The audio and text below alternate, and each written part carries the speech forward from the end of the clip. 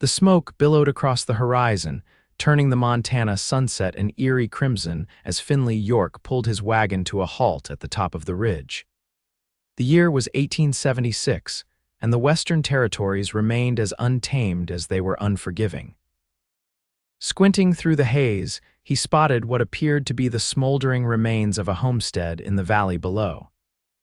His hand instinctively moved to the Colt revolver at his hip as he flicked the reins, urging his team of horses forward down the slope.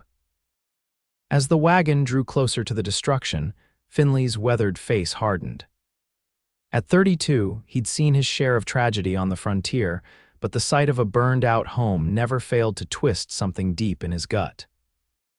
The wooden structure had collapsed entirely, leaving nothing but charred timbers and ash where a family's dreams had once stood. He was about to continue on his way to Silver Creek when movement caught his eye, a slight shifting among the ruins. Pulling his horses to a stop, he reached for his rifle. "Hello there," he called out, his voice carrying across the desolate landscape. "Anyone alive?" The movement ceased, and for a moment Finley thought he'd imagined it. Then, slowly, a figure emerged from beneath what appeared to be a fallen section of roof. A woman, her face and clothes blackened with soot, her eyes wide with fear or exhaustion, perhaps both. Finley quickly dismounted, approaching cautiously. "Madam, are you hurt?" As he drew closer, his breath caught. The woman's dress, torn and singed as it was, couldn't hide her condition. She was with child, her swollen belly a stark contrast to her thin frame. Her auburn hair hung in tangles around a face that might have been beautiful before exhaustion and tragedy had etched themselves into her features. "Please," she whispered, her voice barely audible, "they might come back." Finley's eyes darted to the surrounding hills. "Who might come back, madam?" But the woman's eyes rolled back and she slumped forward. Finley lunged, catching her before she hit the ground. Up close, he could see she was younger than he'd first thought, perhaps 25, and despite the ash and grime, there was a delicate grace to her features that stirred something inside him. "Easy now," he murmured, though she was already unconscious. His gaze swept over the destruction once more, noting the peculiar pattern of the fire. This hadn't been an accident. The spread was too deliberate, too complete. Making a quick decision, Finley lifted the woman into his arms, surprised at how light she felt despite her condition. He carried her to his wagon and gently laid her on the bed of blankets he kept for his own rest during long journeys. Without wasting time, he gathered what wood he could find untouched by the fire and built a small campfire beside the wagon. As darkness settled fully over the land, Finley kept watch, his rifle across his knees. The woman hadn't stirred, but her breathing remained steady. In the firelight, he studied her face, wondering what calamity had befallen her and the child she carried. "Who are you?" he murmured to the sleeping figure. "And what kind of men would do this to a woman in your condition?" The night grew cold, typical for early spring in Montana Territory. Finley added more wood to the fire, careful to keep the flames low enough not to attract unwanted attention. If whoever had done this returned, he intended to be ready. Dawn was just breaking when the woman finally stirred. Her eyes, a startling shade of green, flew open in panic, and she attempted to sit up, one hand protectively covering her belly. "Easy," Finley said, keeping his distance so as not to frighten her further. "You're safe. I found you in the ashes yesterday evening." The woman stared at him, wariness evident in every line of her body. "Who are you?" "Finley York, madam." "I was passing through on my way to Silver Creek when I saw the smoke." He gestured to the canteen beside her. "There's water there if you're thirsty." She hesitated only briefly before grabbing the canteen and drinking deeply. When she'd had her fill, she wiped her mouth with the back of her hand and regarded him with slightly less suspicion. "Thank you, Mr. York." Her voice was soft but carried a strength that impressed him. "I'm Abigail Reed, Mrs. Reed," Finley acknowledged with a nod. "Can you tell me what happened here?" Abigail's hand moved to her swollen belly again, a gesture Finley was beginning to recognize as protective. "They came yesterday afternoon, 3 men. They said they were looking for my husband." Her voice broke slightly. "Thomas has been gone for 2 months. He went to Virginia City to find work in the mines. And these men, They didn't believe you, she shook her head, a tear cutting a clean path through the soot on her cheek. They said Thomas owed them money, that he'd cheated them in a card game before he left. I told them we had nothing, but they— She gestured weakly to the ruined homestead. They said this was a message, that if Thomas wanted his wife and child to live, he'd better pay up when they found him. Finley's jaw tightened, and they left you in there while it burned. I hid in the root cellar when I saw them coming back with torches. When they were gone, I tried to salvage what I could, but— She looked down at her hands, which were blistered and raw. There wasn't much left. Finley stood, his decision made. Mrs. Reed, I can't leave you out here. The nearest town is Silver Creek, about 2 days' ride. I was heading there myself. I can take you there, help you find somewhere safe to stay until your husband returns. Hope flickered briefly in Abigail's eyes, quickly replaced by resignation. I have no money, Mr. York. No way to repay your kindness. I'm not asking for payment, Finley said, his voice gruffer than he intended. It wouldn't be right to leave you here, not in your condition and not with those men possibly returning. Abigail studied him for a long moment, as if trying to determine his true intentions. Finally, she nodded. Thank you, I don't have anywhere else to go. Then it's settled. Finley began breaking down their small camp. We should move quickly. I'd like to put some distance between us and this place before midday. As Finley helped Abigail into the wagon, he couldn't help but notice the way she winced, one hand pressed against her side. Are you injured, Mrs. Reed? Just some bruises, she said, though her tight expression suggested otherwise. I fell when running to the root cellar. Finley frowned but didn't press the issue. Once they were underway, he could check her injuries more thoroughly. For now, distance was their priority. The wagon rolled away from the smoldering ruins, and Abigail didn't look back. Finley, however, cast one final glance over his shoulder. 3 riders could catch up to a wagon easily, especially one weighed down with his trading goods and now carrying a pregnant woman. They'd have to be careful. As the morning wore on, Finley kept to less traveled paths, avoiding the main trail to Silver Creek. It would add time to their journey, but it decreased the chances of an unfortunate encounter. Beside him, Abigail sat in silence, her eyes fixed on the horizon. May I ask how far along you are? Finley ventured, hoping to distract her from her troubles. Abigail's hand, which seemed perpetually drawn to her belly, moved in a small circle. About 7 months, I think. Thomas and we'd been trying for so long. A small, sad smile touched her lips.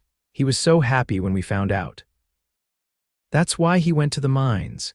He said our child deserved better than what a small farm could provide. Finley nodded, understanding all too well the drive to provide, to build something lasting. It was what had sent him west after the war, what kept him moving from town to town with his wagon of goods, always searching for the right place to finally settle. The babe's father will be proud when he returns, Finley said, trying to offer some comfort. But Abigail's expression shuddered closed. If he returns. She didn't elaborate, and Finley didn't ask. By midday, they stopped near a small creek to rest the horses and eat. Finley had some jerky and hardtack, which he shared with Abigail. She ate sparingly, and he noticed she still held herself stiffly, favoring her right side. Mrs. Reed, he said carefully, I think we should take a look at those bruises of yours. If you're injured, it could affect your child. Alarm flashed across Abigail's face, and her hand moved protectively once more. After a moment's hesitation, she nodded. Perhaps you're right. Finley helped her down from the wagon and led her to a flat rock beside the creek. If you're comfortable, I can examine your side. I have some experience with injuries from my time in the war. Abigail's eyes widened slightly. You fought in the war, Mr. York? Yes, madam, Union Army. He didn't offer more, and she didn't ask. With evident reluctance, Abigail turned slightly and lifted the edge of her burned dress just enough to reveal her side. Finley sucked in a breath at the sight of the massive bruise spreading across her ribs. This is more than a fall, Mrs. Reed, he said, his voice tight with anger. Did those men do this to you? Abigail's silence was answer enough. Finley's hands clenched into fists, but he forced himself to remain calm. His anger wouldn't help her now. I believe you have some broken ribs, he said, his voice deliberately gentle. I have some bandages in the wagon. If you'll allow me, I can bind them. It won't heal them, but it might make the journey more comfortable.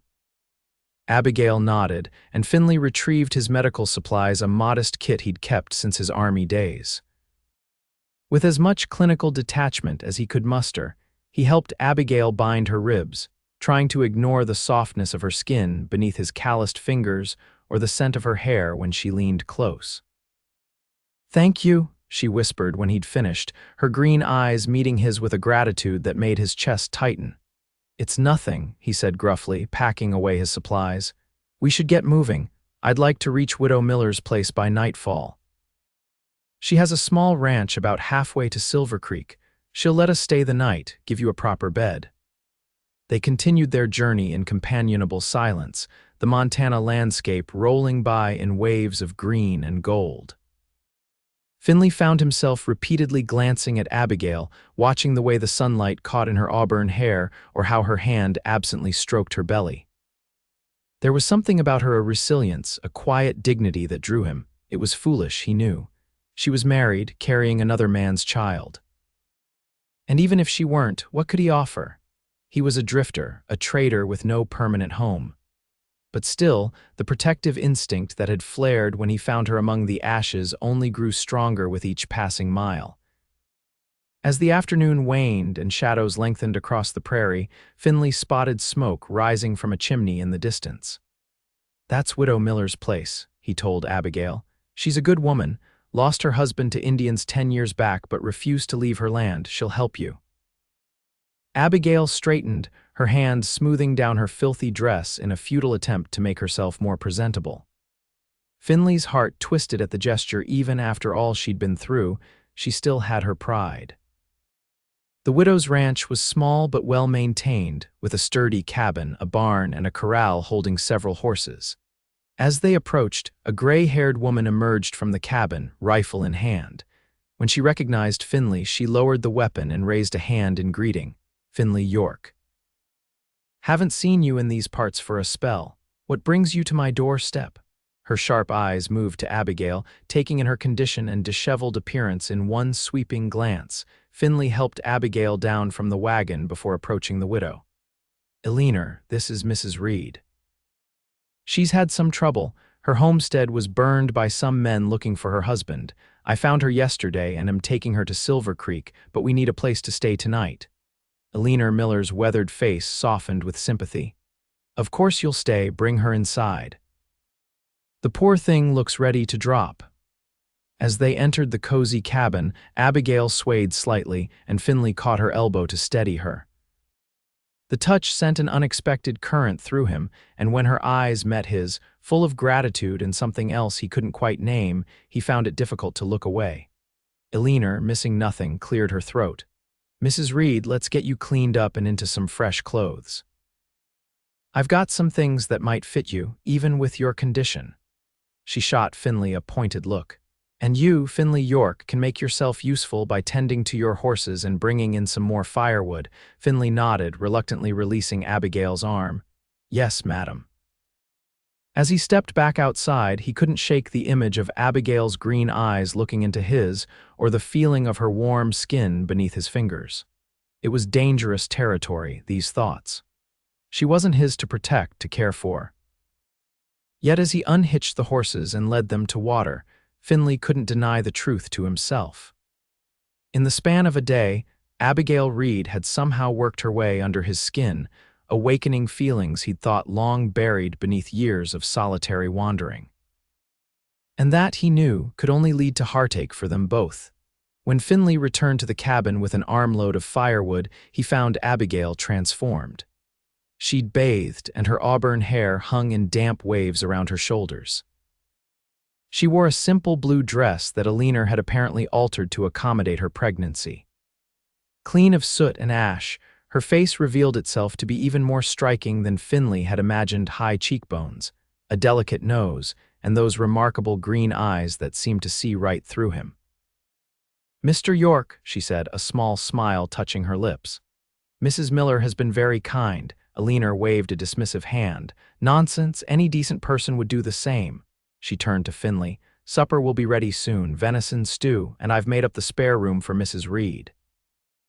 You can sleep in the barn, Finley. Yes, madam, Finley said, placing the wood beside the hearth.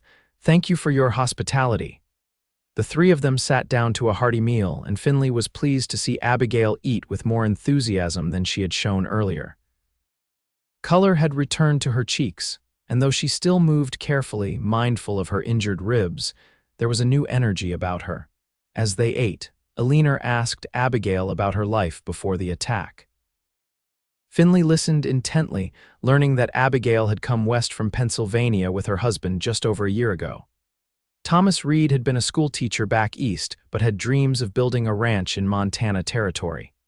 He's a good man, Abigail said, her voice soft but firm. He wouldn't have cheated those men. I don't know why they thought he owed them money. Alina's expression was sympathetic but practical. There are all sorts of desperate men in these parts, dear. Sometimes they don't need much reason to do terrible things. After dinner, as Alina cleared the dishes, Abigail excused herself to step outside for some air. Finley, concerned, followed her out onto the porch. Are you feeling unwell, Mrs. Reed? He asked, standing a respectful distance away. Abigail shook her head, her gaze fixed on the stars that were beginning to appear in the darkening sky. No, just thinking, she hesitated, then turned to face him. Mr. York, I need to be honest with you. Finley's heart quickened. About what? About Thomas. Abigail's hands twisted together, a gesture of anxiety he was coming to recognize. He left 2 months ago, as I said, but what I didn't tell you is that before he left, things were difficult between us. Finley remained silent, giving her space to continue. He was disappointed with how hard life was here. The farm wasn't producing as he'd hoped, and when I told him about the baby. She took a deep breath. He wasn't as happy as I led you to believe. In fact, he seemed almost resentful, said it was poor timing that we could barely feed ourselves. Finley's jaw tightened, but he kept his voice neutral. That happens sometimes. Men get scared about providing. Maybe he just needed time to adjust to the idea. Perhaps, Abigail said, though she didn't sound convinced. The night before he left, we argued. He'd been drinking something he'd started doing more frequently. He said he was going to Virginia City, that he'd send for me when he'd made enough money. Her voice faltered, but the way he said it, I'm not sure he ever intended to return. The admission hung in the air between them. Finley wanted to reach out to offer comfort, but he kept his hands firmly at his sides. Mrs. Reed, please, she interrupted, call me Abigail. Abigail, he said, her name feeling right on his tongue. Whatever your husband's intentions, you can't stay here alone, especially not with those men still looking for him. When we reach Silver Creek, I'll help you find safe lodging and work if needed. Gratitude shone in her eyes. You've already done more than enough, Mr. York. Finley, he corrected with a small smile. And I haven't done nearly enough by my reckoning. Their eyes met, and for a moment, something unspoken passed between them, an acknowledgement of the unusual bond that had formed in the wake of tragedy. Then Abigail looked away, her hand moving to her belly in that now familiar protective gesture. I should rest, she said softly. Tomorrow will be another long day. Finley nodded, stepping aside to let her pass. Good night, Abigail. Good night, Finley. As she disappeared into the cabin, Finley remained on the porch, staring up at the vast Montana sky. He'd spent years avoiding entanglements, keeping his distance from others after losing too many people in the war. Yet in just one day, this woman had somehow slipped past all his defenses. It was dangerous, foolish even, to care this much. But as he finally turned to head for the barn, Finley knew it was already too late to guard his heart. The following morning dawned clear and bright. Finley rose early, checking the horses and loading the wagon while Alina prepared a hearty breakfast. When Abigail joined them, she looked rested, though the shadows hadn't entirely left her eyes. How are your ribs this morning? Finley asked as they ate. Better, thank you, Abigail replied. Mrs. Miller gave me some willow bark tea for the pain. Alina nodded approvingly. It'll help, though you should take it easy today. That baby of yours needs you strong. After breakfast, as they prepared to depart, Alina pressed a bundle into Abigail's hands. Some food for the journey and a few things for the baby when it comes. Nothing fancy, mind you, but they might help. Tears welled in Abigail's eyes. I don't know how to thank you. The older woman embraced her gently. You take care of yourself and that little one. And you, she added, turning to Finley with a knowing look, you see her safely to Silver Creek? Yes, madam, Finley said, tipping his hat. Thank you for everything. As they set off, Abigail was quieter than the day before, lost in thought. Finley didn't press her, instead focusing on the trail ahead. The path to Silver Creek would take them through more exposed terrain, and he remained vigilant for any sign of riders. Around midday, as they crossed a wide meadow, Abigail suddenly gasped, her hand flying to her belly. Finley reined in the horses immediately. What is it? Are you all right? A smile, radiant and genuine, lit up Abigail's face. The baby's kicking. Here. Before he could react, she took his hand and placed it on her swollen belly. Finley froze, overwhelmed by the intimacy of the gesture. Then he felt a distinct movement beneath his palm. Something powerful and primal surged through him, a protective instinct so strong it nearly took his breath away. That's remarkable, he managed, his voice rough with emotion. Abigail's smile softened, and her hand remained over his for a moment longer than necessary before she pulled away. It reminds me that no matter what happens, this child is a blessing. Finley nodded, unable to find words adequate for the moment. When he finally urged the horses forward again, something had shifted between them, a new understanding, a deeper connection. As the afternoon wore on, the landscape began to change, the open prairie giving way to more rugged terrain with scattered pine groves. Finley grew increasingly uneasy, sensing that such areas provided perfect cover for an ambush. His instincts proved correct when, as they rounded a bend in the trail, 3 riders appeared, blocking their path. Well, well, the lead rider called out, a tall man with a scar running down one cheek.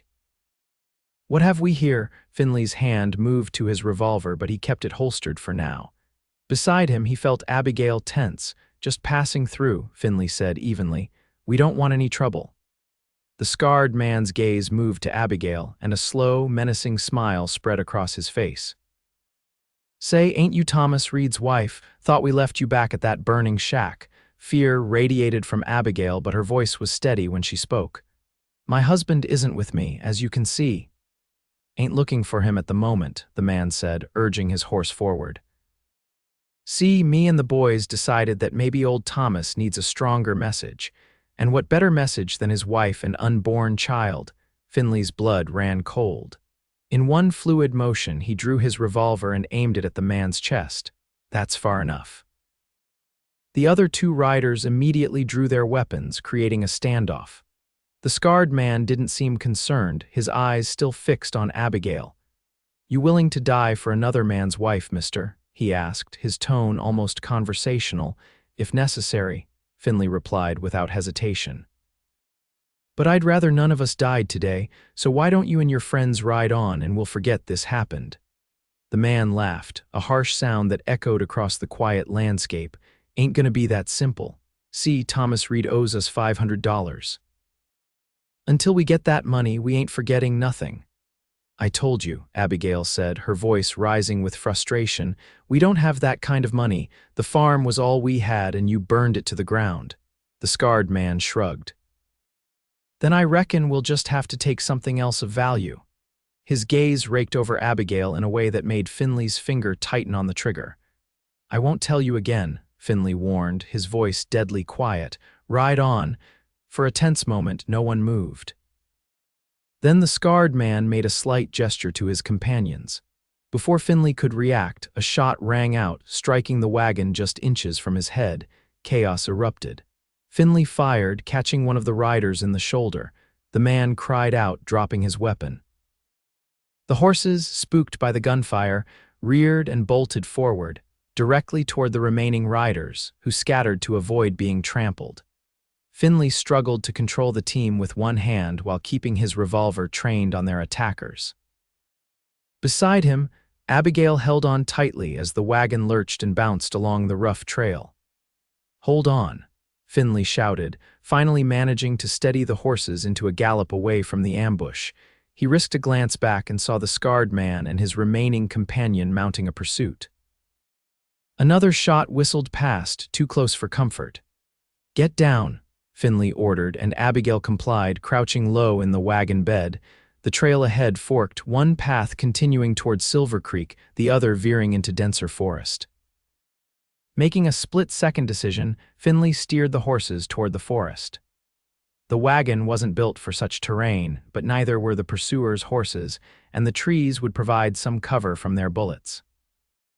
Branches whipped at them as they plunged into the woods, the wagon bouncing violently over roots and rocks. Finley heard Abigail cry out in pain but couldn't stop to check on her not yet. Behind them, their pursuers were gaining ground. Ahead, Finley spotted a narrow ravine too narrow for the wagon to cross. Pulling hard on the reins, he brought the horses to a skidding halt at the edge.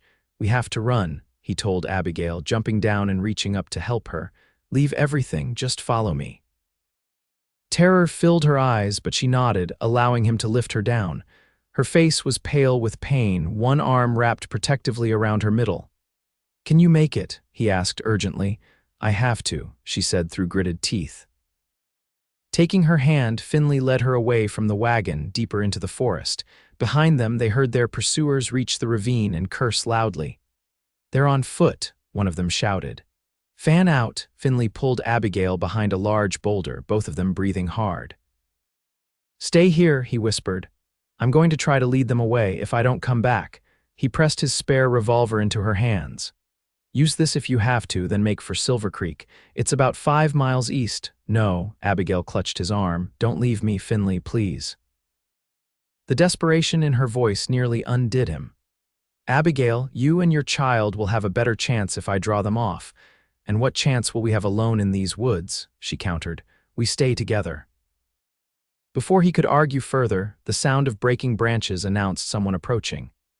Finley positioned himself in front of Abigail, his revolver ready. A shadow moved between the trees, and Finley recognized the scarred man. He was alone, his companion apparently searching elsewhere.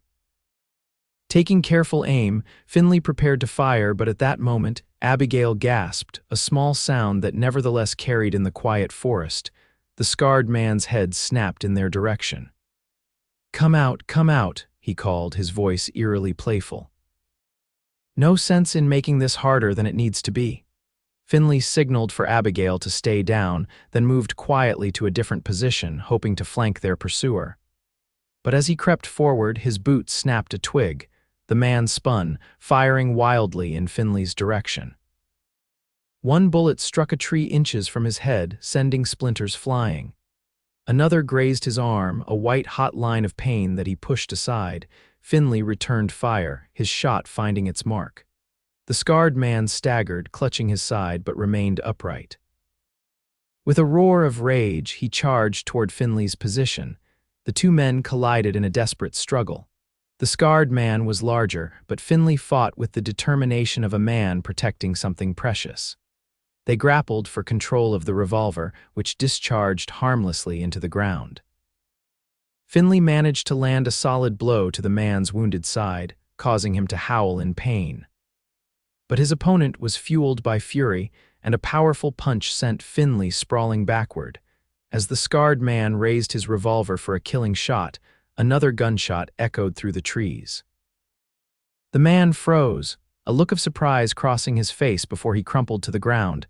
Behind him stood Abigail, Finley's spare revolver still raised, her hands shaking but her aim true. "Abigail," Finley breathed, struggling to his feet. She lowered the weapon slowly, her face ashen. "I couldn't let him kill you." Before Finley could respond, the sound of more gunfire erupted from somewhere deeper in the forest, the third attacker exchanging shots with someone else. "Come on," Finley said, taking Abigail's hand once more. "We need to move." They made their way cautiously through the woods, Finley's mind racing.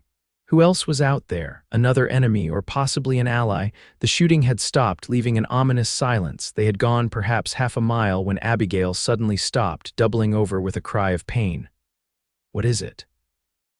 Finley asked, alarmed. "The baby," she gasped. "Something's wrong. I think it's coming." Finley's blood ran cold. "Now, it can't be. You said you had 2 months yet." I know, Abigail said, her face contorted with pain.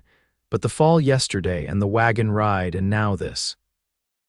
She cried out again, sinking to her knees. Finley looked around desperately. They couldn't stay here in the open, but Abigail clearly couldn't go much further. Then he spotted a small cave formed by a rocky outcropping, just visible through the trees. Hold on, he said, scooping her into his arms. I'm going to get you somewhere safe. The cave was shallow but deep enough to provide shelter. Finley laid Abigail down on the softest patch of ground, then shrugged out of his coat to make a pillow for her head. Finley, she said, her voice tight with fear, I can't have this baby here, it's too early. He took her hand, meeting her frightened gaze with as much reassurance as he could muster. Abigail, listen to me. You're stronger than anyone I've ever met, and I'm not going anywhere.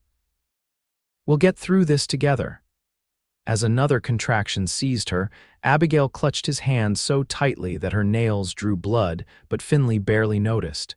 His mind was racing, trying to recall anything he knew about childbirth. He'd witnessed it once, years ago, when a fellow soldier's wife had gone into labor during a campaign. But he had been a spectator then, not responsible for both mother and child's survival. I need to check how far along you are, he said, his voice steadier than he felt. Abigail nodded, her face flushed with effort and embarrassment. Do what you need to do. With as much delicacy as possible given the circumstances, Finley determined that the baby was indeed coming, and soon. You're going to need to push with the next contraction, he told her, moving to support her back. What followed was the most harrowing and miraculous experience of Finley's life. For hours, as the forest darkened around their small sanctuary, Abigail fought to bring her child into the world.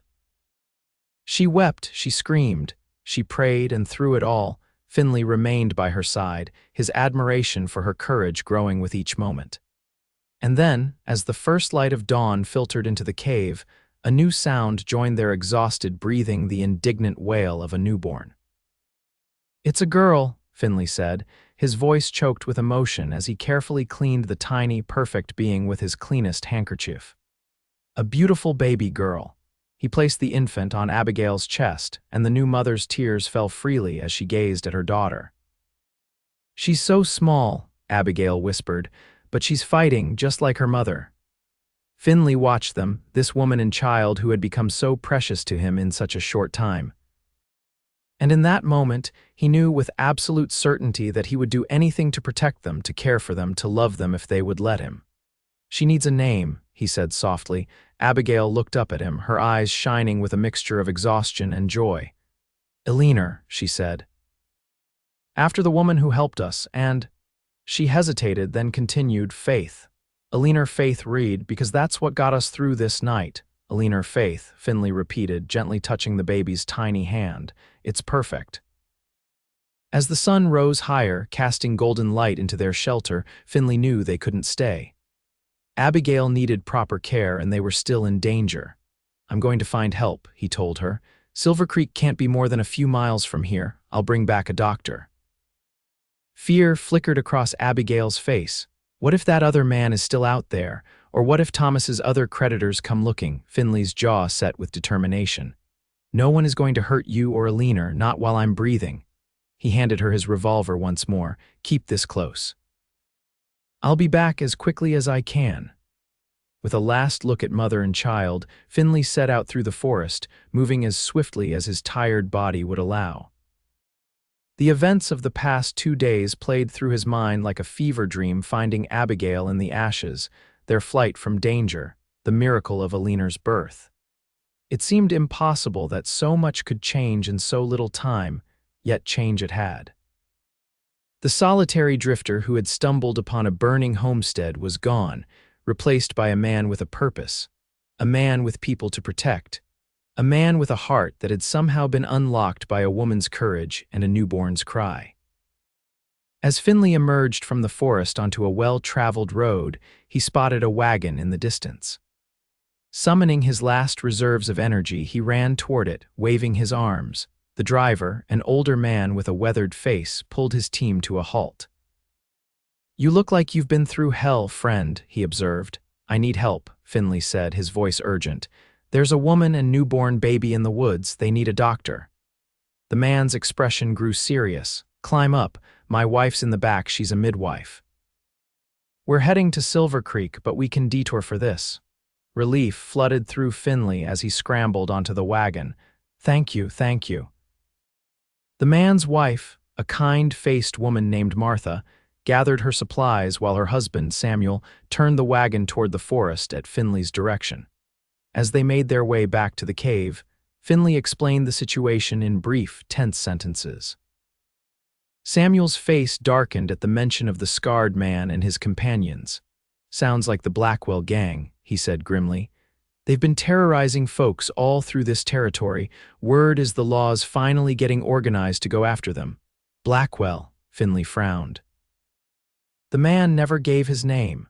Ethan Blackwell, nasty piece of work, used to be a legitimate businessman until gambling debts ruined him.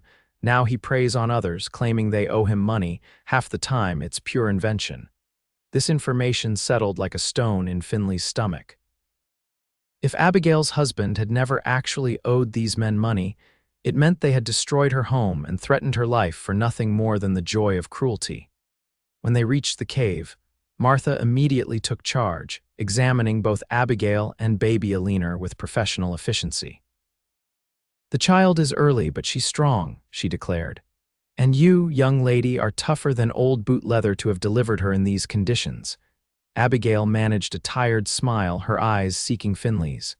The look they shared was one of shared triumph, of a battle weathered together. Samuel and Finley fashioned a makeshift stretcher, and with great care, they transported Abigail and Alina back to the wagon.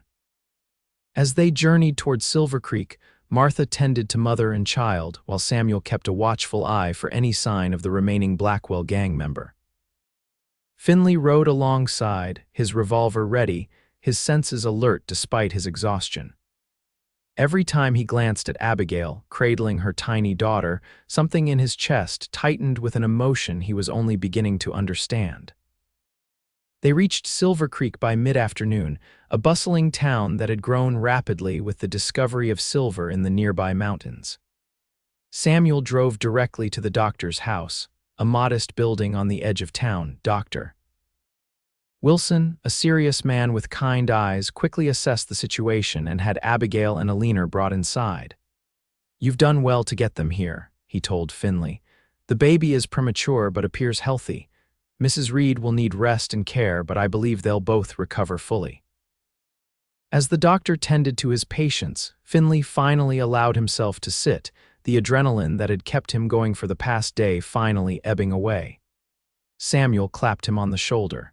"You're a good man, friend. Not many would have done what you did for a stranger." But Abigail wasn't a stranger anymore, Finley thought. She had become something else entirely, something he wasn't yet ready to name, even to himself. Samuel and Martha bid them farewell, promising to return the next day to check on the new mother and child. Dr. Wilson, after completing his examination, informed Finley that Abigail was asking for him. He found her in a small, clean room, propped up on pillows with Alina sleeping peacefully in a makeshift crib beside the bed.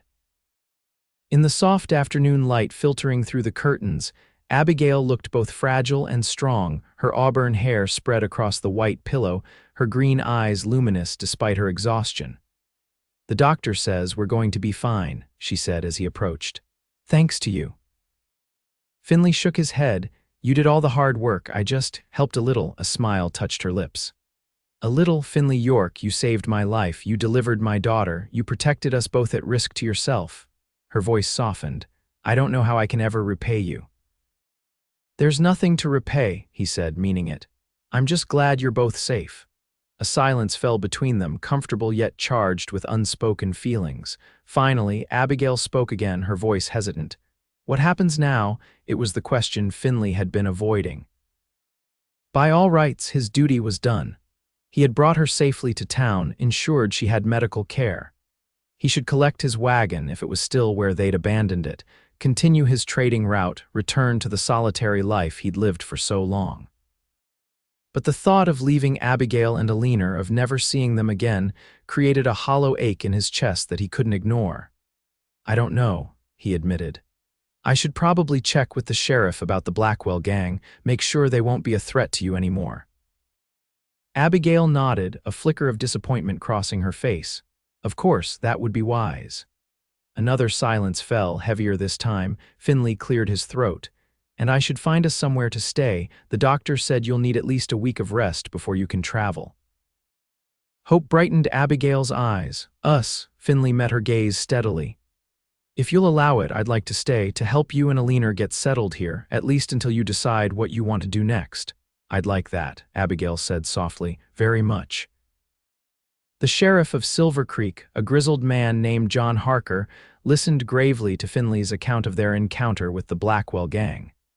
"Been trying to catch those boys for months," he said, stroking his mustache thoughtfully. "You say you killed Ethan Blackwell?" "No, sir," Finley corrected. "Mrs. Reed did, in self-defense, when he was about to shoot me." The sheriff's eyebrows rose. "That's so? Well, can't say I'm sorry to hear it. Blackwell was wanted in 3 territories. The other 2 members of his gang are his brothers, Levy and Samuel. Levy's the one you wounded in the shoulder. Samuel's still out there somewhere." "That's what concerns me," Finley said. "Mrs. Reed and her child won't be safe as long as he's free." Sheriff Harker leaned back in his chair. "I've got a posse heading out tomorrow to track them down. In the meantime, I'd suggest you and Mrs. Reed keep a low profile. Silver Creek's growing, but it's still small enough that newcomers get noticed." Finley nodded. "We will, thank you, Sheriff." As he turned to leave, Harker called after him. "One more thing, York. You mentioned Mrs. Reed's husband is in Virginia City." "That's what she believes, yes." The sheriff's expression was unreadable. "Might be worth sending a telegram, just to let him know his wife and child are safe." The suggestion, reasonable as it was, sent a cold feeling through Finley's chest. Of course Thomas Reed should be notified. He was Abigail's husband, Alina's father. He had a right to know they were alive, that he had a daughter. Yet the thought of Thomas returning, of Abigail returning to a man who had abandoned her while pregnant, who might have been involved with men like the Blackwells, it was almost unbearable. Nevertheless, Finley nodded. "I'll do that." The telegraph office was busy, miners and businessmen sending messages about claims and shipments. Finley waited his turn, carefully composing the message in his mind. When he finally stepped up to the counter, he kept it simple. "Thomas Reed, stop your wife Abigail safe in Silver Creek. Stop home destroyed by Blackwell gang. Stop she has delivered a healthy baby girl. Stop Finley York." He paid the fee, knowing the message might never reach its intended recipient. Virginia City was large, and Thomas Reed might not even be there anymore. Part of him, a part he wasn't proud of, hoped the message would go unanswered. Over the next week, Finley settled into a routine. He found lodging at a respectable boarding house run by a widow named Mrs. Cooper, who agreed to prepare a room for Abigail and Alina once the doctor released them. He recovered his wagon from the forest, miraculously untouched, and sold some of his trading goods to provide for their immediate needs. Each day he spent hours at Abigail's bedside, watching in wonder as she gained strength and as tiny Alina flourished despite her early arrival. They talked for hours about their pasts, their dreams, the strange twist of fate that had brought them together. Finley told Abigail about his childhood in Pennsylvania, his service in the Union Army, the restlessness that had driven him west after the war. She shared stories of her life back east, her love of books, her hope for a better life in Montana. Neither of them spoke of Thomas or of what would happen when Abigail was fully recovered. It was as if they existed in a bubble of time, separate from the complications of the real world. But reality couldn't be held at bay forever. On the 7th day after their arrival in Silver Creek, as Finley was helping Abigail prepare to move to the boarding house, Dr. Wilson entered with a telegram in hand. "This came for you, Mrs. Reed," he said, his expression neutral as he handed it to her. Abigail's fingers trembled slightly as she took the paper. Finley watched her face as she read, his heart pounding with dread and anticipation. When she looked up, her expression was a complex mixture of emotions: relief, sadness, resignation. "It's from Thomas," she said quietly. He's in Virginia City, as I thought, he says. She paused, swallowing hard. He says he's glad we're safe, but he can't come to Silver Creek. He's found work in the mines and can't leave. He'll send money when he can. The silence that followed was heavy with unspoken thoughts. Finally, Finley asked the question foremost in his mind. What will you do? Abigail looked down at Alina, sleeping peacefully in her arms. What can I do? I have a child to care for. I can't travel to Virginia City, not with a newborn, and even if I could. She trailed off, but Finley understood what she didn't say. Even if she could make the journey, she wasn't sure she wanted to. You could stay here, Finley suggested, his voice carefully neutral. Silver Creek is growing. There might be opportunities for you. Abigail's eyes met his, and the connection between them was almost tangible. And what about you, Finley? Will you be moving on soon? It was the question he'd been asking himself for days. The life he'd known, the solitary existence of a traveling trader, seemed hollow now, empty of purpose. But what was the alternative? To stay in Silver Creek, to be near Abigail and Alina, to watch them from a distance because she was another man's wife. I don't know, he answered honestly. I've been drifting for so long, I'm not sure I know how to stay in one place anymore. A flicker of hurt crossed Abigail's face, quickly masked. Of course, you have your own life to lead. Before Finley could respond, Dr. Wilson returned. The carriage is here to take you to Mrs. Cooper's, Mrs. Reed. Are you ready? The moment for truth had passed. Abigail nodded, allowing Finley to help her gather her few belongings. Together, they made their way to the waiting carriage, a distance of perhaps 50 feet that somehow felt like miles. Mrs. Cooper's boarding house was a tidy two-story building on a quiet street. The widow herself greeted them warmly, showing Abigail to a comfortable room on the ground floor with a small adjoining space perfect for a nursery. It's lovely, Abigail said, genuine gratitude in her voice. Thank you for accommodating us on such short notice. Any friend of Mr. York's is welcome here, Mrs. Cooper said with a knowing smile that made Finley shift uncomfortably. And that little one is a blessing. We don't get many babies in Silver Creek, too many men, not enough women willing to brave the frontier. After helping Abigail settle in, Finley found himself reluctant to leave. He lingered, watching as she gently placed Alina in the small crib Mrs. Cooper had provided. Will you be all right? He asked. Do you need anything else? Abigail turned to him, her expression soft yet determined. We'll be fine, Finley. You've done more than enough already, he nodded, taking a step toward the door. I'll come by tomorrow if that's all right. I'd like that, she said, and the simple sincerity in her voice gave him courage. Abigail, he began, then faltered, unsure how to express the turmoil of his feelings.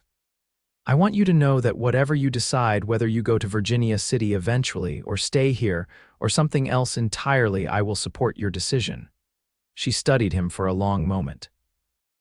And what about your decision, Finley? What do you want? The question hung in the air between them, loaded with implications neither of them was ready to voice aloud. Finley took a deep breath. I want. He paused, choosing his words carefully. I want to be where I can be of most use. To you and Alina, if you'll allow it. It wasn't the whole truth, but it was as much as he dared say, as much as he had the right to say to a married woman, even one whose husband had all but abandoned her. Abigail's eyes shimmered with unshed tears. We would be honored to have your friendship, Finley York, for as long as you choose to give it, friendship. The word both comforted and pained him, but it was enough more than he had any right to expect. Then you have it, he promised, for as long as you want it. As spring gave way to summer, Silver Creek became home to both Finley and Abigail in ways neither had anticipated. The remaining member of the Blackwell gang, Samuel, was captured by Sheriff Harker's posse and imprisoned, removing that particular threat from their lives. Finley, using the last of his trading goods and savings, purchased a small livery stable on the edge of town. It wasn't much, but it gave him purpose and a steady income. Abigail, for her part, found work at the town's small school, teaching reading and writing to the children of miners and merchants. Alina, growing stronger by the day, became the darling of the boarding house, doted on by Mrs. Cooper and the other residents. They settled into a comfortable routine. Finley would visit in the evenings after work, often bringing small gifts for Alina, a wooden toy he'd carved, a ribbon for her growing auburn curls. He and Abigail would talk for hours on the porch after Alina was asleep, sharing the events of their day, discussing books, dreaming aloud of what the future might hold. To the outside world, they were nothing more than good friends, a kind-hearted man helping a woman in difficult circumstances. But in the quiet moments, in the lingering glances and brief touches, there was an undercurrent of something deeper, something neither of them dared to name. Thomas Reed's promised money never arrived. Occasionally, a letter would come, full of excuses and vague promises, but nothing more substantial. Abigail received these missives with increasing detachment, filing them away without comment. One evening in late August, as they sat watching a spectacular sunset from Mrs. Cooper's porch, Abigail broke their companionable silence with a question that had clearly been weighing on her mind. "Finley, why have you never married?" The question caught him off guard. He considered it for a moment before answering truthfully. "After the war, I didn't think I had much to offer a wife. I saw too much death, came back different than when I left. Drifting seemed easier than trying to build something that could be taken away." Abigail's expression was thoughtful. "And now, has that changed?" Finley looked at her, this woman who had come to mean everything to him. "Yes," he said simply.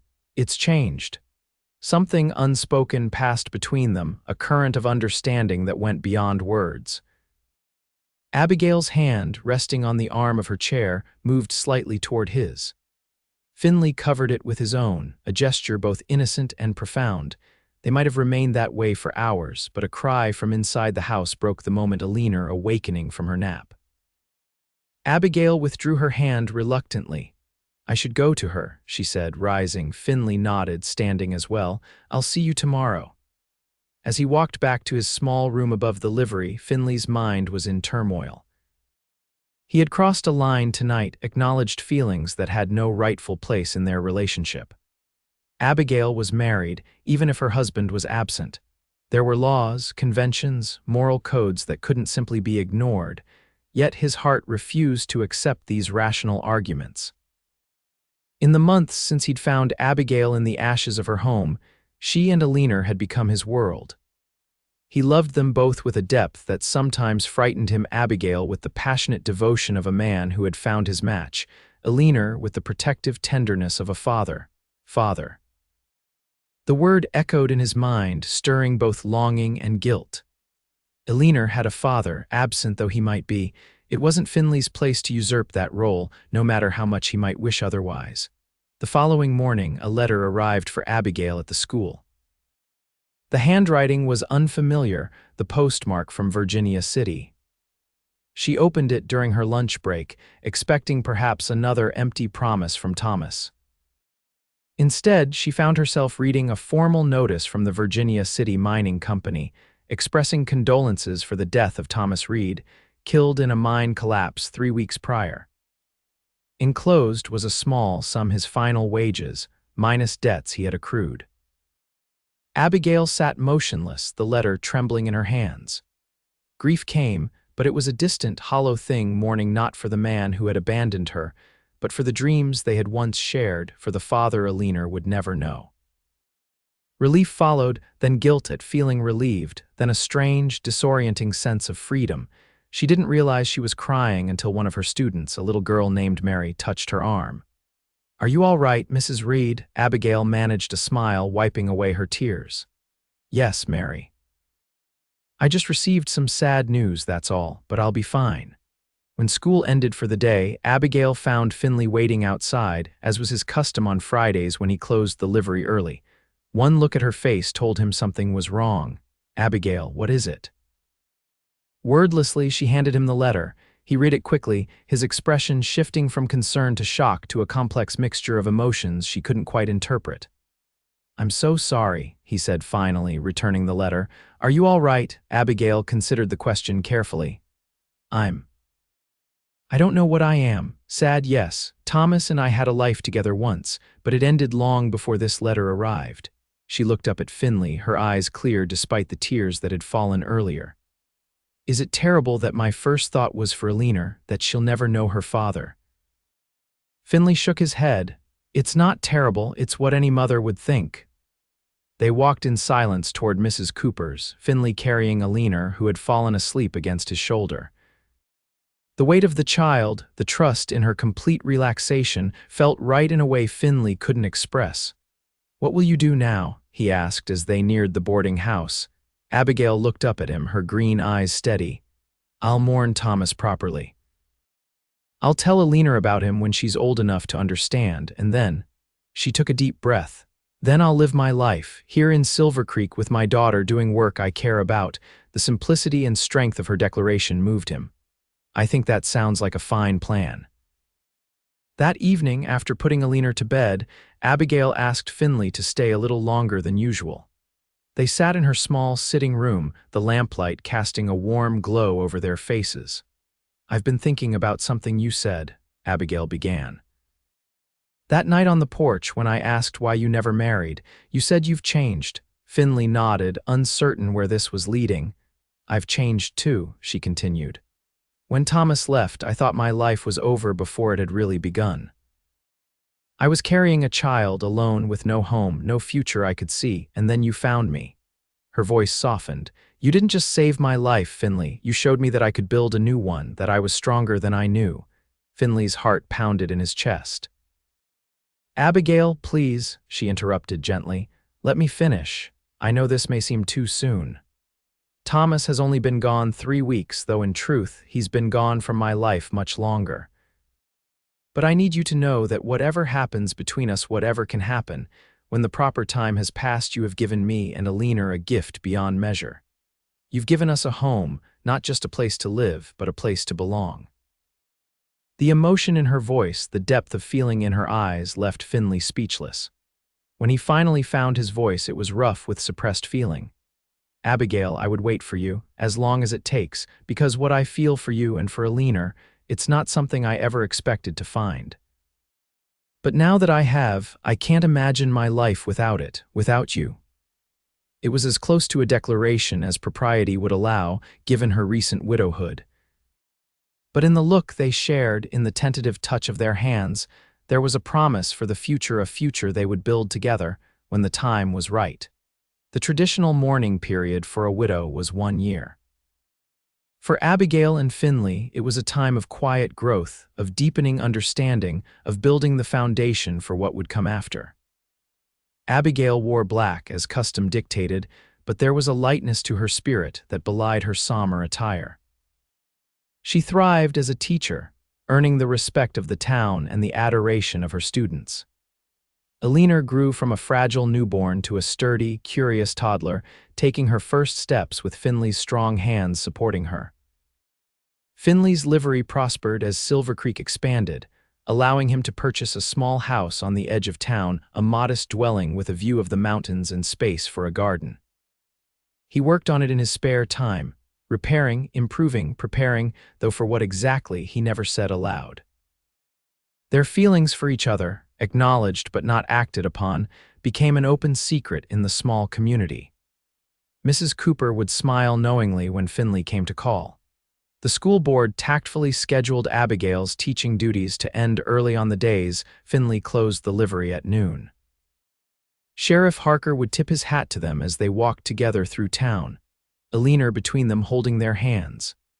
And then, 1 year to the day after the letter announcing Thomas's death, Finley arrived at Mrs. Cooper's boarding house with a bunch of wildflowers and a question in his heart. Abigail met him on the porch, dressed not in the black she'd worn for 12 months, but in a simple blue dress that brought out the color of her eyes. Alina, now walking confidently, ran to him with outstretched arms. "Finn, Finn," she cried, her name for him a melody to his ears. He scooped her up, his heart so full it felt it might burst. "Hello, little one, you look especially pretty today." "Mama, too," Alina declared, pointing at Abigail, who blushed becomingly. "Yes," Finley agreed, his eyes never leaving Abigail's face. "Mama, too." After a moment of charged silence, Abigail spoke. "I thought we might go for a walk today, to that meadow by the creek. Alina loves the wildflowers there." "I had the same thought," Finley said, presenting his bouquet, though I brought some of the meadow to you first." The walk to the creek was filled with Alina's excited chatter as she pointed out birds, rocks, and clouds with the enthusiasm only a toddler can muster. Finley and Abigail followed at a slower pace, their hands occasionally brushing, each contact sending a current of awareness between them. When they reached the meadow, ablaze with late summer wildflowers, Alina immediately began her serious work of collecting the brightest blooms. Finley and Abigail settled on a fallen log, watching her with matching expressions of adoration. "She's growing so fast," Abigail said softly. "I can hardly believe she's the same tiny baby you delivered in that cave." Finley nodded, his throat tight with emotion. "She's remarkable, just like her mother." Abigail turned to him, her eyes full of an emotion that made his heart race. "Finley, there's something I need to say." He took her hand, no longer concerned about propriety or appearances. "I'm listening. This past year has been difficult in some ways, but beautiful in others. Mourning Thomas was necessary, not just for convention's sake, but for closure. For Alina's sake too someday." She squeezed his hand. "But through it all, you've been my strength, my constant support. You've been a father to Alina in every way that matters." Finley's breath caught. "Abigail, let me finish," she said with a gentle smile. "What I'm trying to say, rather poorly, is that I love you, Finley York. I have for a long time, and if you still feel the same, if you still want a life with a widow and her daughter, then I would be honored to be your wife." For a moment, Finley could only stare at her, overwhelmed by joy so intense it rendered him speechless. Then he laughed, a sound of pure happiness that startled a nearby bird into flight. "Abigail Reed," he said, reaching into his pocket, "I came here today to ask you that very question." He pulled out a small box, opening it to reveal a modest ring with a single pearl. "I've been carrying this for months, waiting for the right time, and here you are, braver than me as always." Tears filled Abigail's eyes as he slipped the ring onto her finger. "Is that a yes, Mr. York?" she asked, her voice trembling with emotion. "Yes," he said, drawing her into his arms at last. "1,000 times yes." Their first kiss, when it finally came, was both an ending and a beginning, the culmination of a journey that had begun in ashes and fire, and the first step toward a future neither could have imagined when fate first brought them together. Alina, witnessing this momentous occasion, toddled over with her hands full of flowers. "For you," she said solemnly, offering her colorful bounty to them both. Laughing through her tears, Abigail lifted her daughter into her arms, making room for her in their embrace. "Alina," she said, "how would you like Mr. Finley to be your papa?" The child considered this seriously for a moment, then nodded with all the certainty of a 2-year-old. "Yes, Finn papa." And so it was settled with the simplicity and wisdom of a child's heart. They were married 2 weeks later in Silver Creek's small church, with half the town in attendance. Alina, dressed in white to match her mother, scattered flower petals with enthusiastic abandon. Mrs. Cooper wept openly. Sheriff Harker stood as Finley's best man, his weathered face creased in a rare smile. When the minister pronounced them husband and wife, Finley kissed his bride with a reverence that spoke of promises kept and dreams fulfilled. The cheers of their friends and neighbors washed over them like a blessing. That evening, they returned to Finley's house, now their house, as a family. Alina, exhausted from the excitement, fell asleep almost immediately in the small bedroom Finley had prepared for her, decorated with wildflowers and a handmade rocking horse. Alone at last, Finley took Abigail's hands in his. "Welcome home, Mrs. York," he said, his voice husky with emotion. Abigail's eyes shone with tears of happiness. "It's perfect, Finley, all of it. I never thought I could be this happy again." "Nor I," he admitted, drawing her close. "When I found you that day, sleeping in the ashes of your home, I was just a drifter with no purpose. You gave me a reason to stay, to build something lasting. We gave each other that gift," Abigail corrected gently, "and now we have a lifetime to enjoy it." As moonlight spilled through the windows of their new home, Finley and Abigail sealed their vows with a kiss that held all the promise of the future stretching before them, a future built from the ashes of the past, forged in the fires of adversity, and strengthened by a love that had found them when they least expected it. 5 years later, Finley stood on the porch of their expanded home, watching as Abigail tended to their garden with Alina and their 3-year-old son, Thomas Finley York, helping in their own enthusiastic ways. The setting sun painted the Montana sky in hues of gold and crimson, a daily miracle that never failed to remind him of how fortunate he was. Silver Creek had grown into a prosperous town, and with it, the York family had thrived. Finley's livery had expanded to include a successful freight business. Abigail now served as the head teacher at the town's proper school building, respected throughout the territory for her progressive educational methods. Alina, at 7, was the image of her mother auburn hair, green eyes, and a spirit as resilient as it was kind. Young Thomas had his father's steady nature and curious mind, always taking things apart to see how they worked. As Finley watched his family, his mind drifted back to that fateful day when smoke on the horizon had changed the course of his life. He remembered the desolation of the burned homestead, the fear in Abigail's eyes when he found her, the weight of her in his arms as he carried her to safety. From those ashes, they had built this life together, not perfect, not without challenges, but filled with a love and purpose that sustained them through whatever difficulties arose. Abigail looked up, catching his eye across the yard. Her smile, still capable of taking his breath away after all these years, was an invitation. Finley stepped off the porch and joined his family in the garden, kneeling beside young Thomas to help him plant a seedling. "Careful now," he instructed, guiding the boy's small hands. "You want to give it a good start so it can grow strong." "Like us, Papa?" Alina asked, her head tilted thoughtfully. Finley looked at his daughter, this child born of fire and fear who had blossomed into such a thoughtful, loving person. "Yes, exactly like us." Abigail's hand found his shoulder, a touch that still sent warmth through him after all these years. "I think we've had more than a good start," she said softly. "We've been blessed beyond measure." As the sun dipped below the horizon, painting the sky in the same fiery hues that had first led Finley to Abigail, the York family gathered their gardening tools and headed inside, their home a beacon of warmth against the gathering dusk. From ashes to abundance, from strangers to soulmates, theirs was a journey neither could have imagined that day on the burned-out homestead. But as they closed the door behind them, shutting out the darkness and enclosing themselves in the light of home and family, both Abigail and Finley knew with absolute certainty that every step of that journey had led them exactly where they were meant to be. Together, they had built a fire that would never go out, a flame of love, hope, and resilience that would light their way through whatever the future might hold, warming not just their own hearts, but the lives of all those they touched with their extraordinary story of love found amid the ashes of despair.